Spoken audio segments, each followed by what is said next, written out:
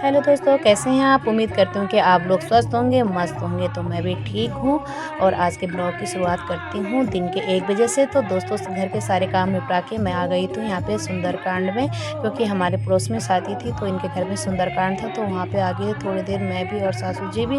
तो वो तो यहीं रहे और मुझे फिर जाना था। मेरी एक फ्रेंड है, उसके घर पर सत्यनारायण की कथा थी, तो मैं थोड़ी देर वहाँ चली गई थी। तो थोड़ा वीडियो में यहाँ का दिखाऊँगी और फिर थोड़ा आगे वहाँ का दिखाऊँगी। तो पूरे ब्लॉग में मेरे साथ बने रहें।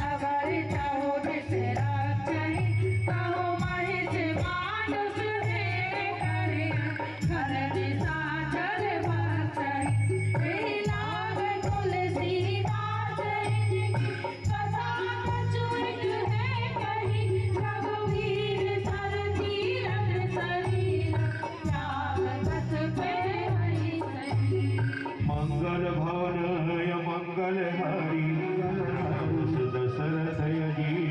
मन कीन विचार अभिलधुरूप निशी नगर करो पैसा मंगल भवन अमंगल हरि द्रवहु सुध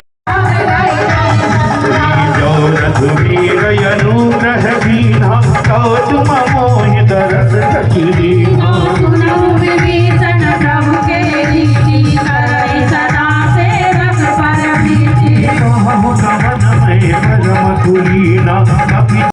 तो दोस्तों, मैं भी पहुंच चुकी हूँ यहाँ दूसरी जगह। यहाँ पे सत्यनारायण की कथा शुरू होने जा रही है।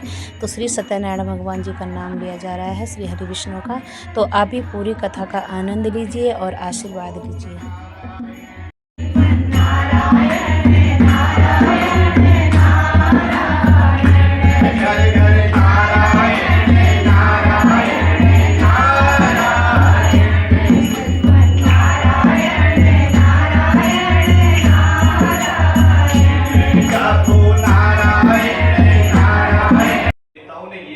सत्यनारायण भगवान की बंद कथा करो तो आपको सुख समृद्धि मिलेगी, घर में शांति होगी, कलेश नहीं होगा, आय लंबी होगी, सब कुछ उनको बताया।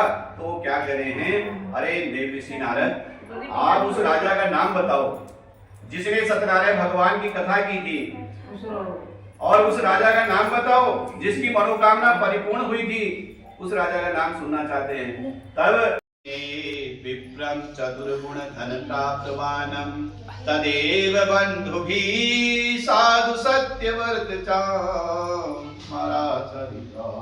भगवान की कृपा से ब्राह्मण को 4 गुना धन अधिक प्राप्त हो गया। 4 गुना धन अधिक प्राप्त होने के बाद कदली फल सेब संतरे मौसमी इत्यादि ला करके इष्ट मित्र भाई बंधु को बुला करके थोड़ा हटाओ इसको।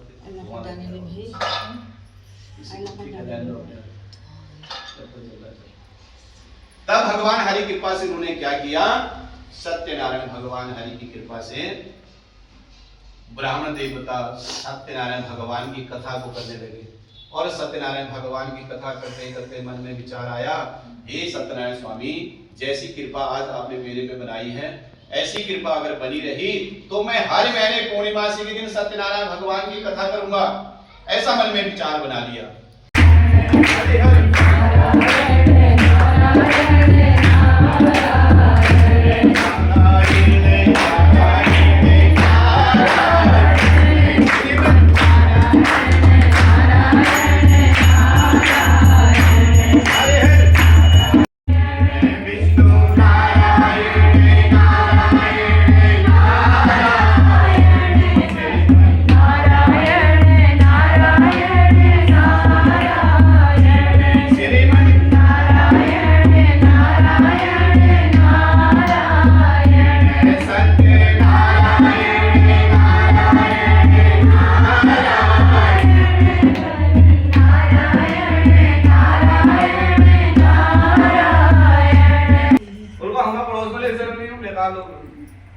कोई 1 घंटे की को 4 मिनट है। तो ऐसे बात करने पर क्या होता है, इसमें माता बहनों का कोई दोष नहीं है। इसमें क्या होता है, बातों में लगन लग जाती है। जहां लगन के समय अपने एक दूसरे से एक भाव मिलते हैं, विचार मिलते हैं, और जहां ये बातें होती तो वहां समय का पता नहीं चलता। इसलिए भगवान हरि की कृपा से ये भगवान ने स्त्री को वो दिया, वरदान दिया, 2-4 दिन रात को भूखा रह जाना, लेकिन मन में बात मत रहे। किसी को मत कहना, किसी को मत कहना। वो कहते कहते पूरे शहर में पता चल गया, लेकिन वो बात कही गई। तो इसीलिए महाराज एक कथा द्वितीय अध्याय परिपूर्ण हुआ।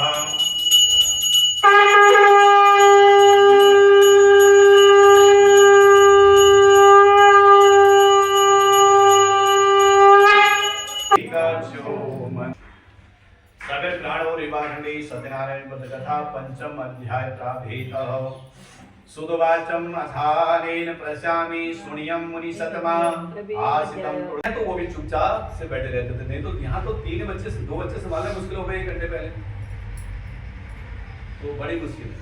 तो इसीलिए वो क्या करते थे, डरते थे, आंखों से डरते थे माँ बाप। सत्यनारायण भगवान की कथा सुनी और बच्चों ने कहा महाराज अब यहाँ पे क्या होता है, बच्चे सबसे बड़े यही है राजा।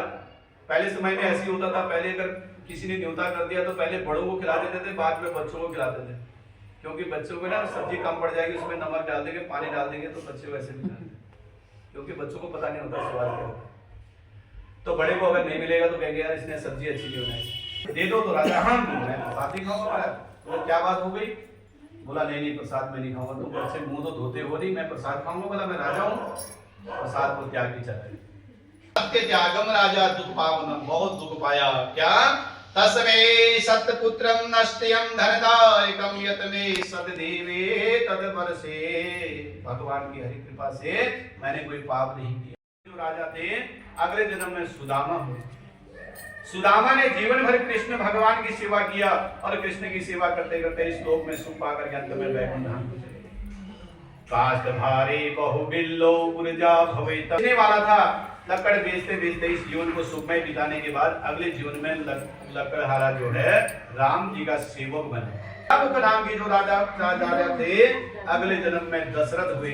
दशरथ श्री जो राजा थे स्वयं मनु हुए।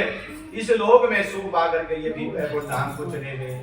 बोलो सत्यनारायण भगवान की जय। फूल चढ़ा दो। बोलो श्रीमन्नारायण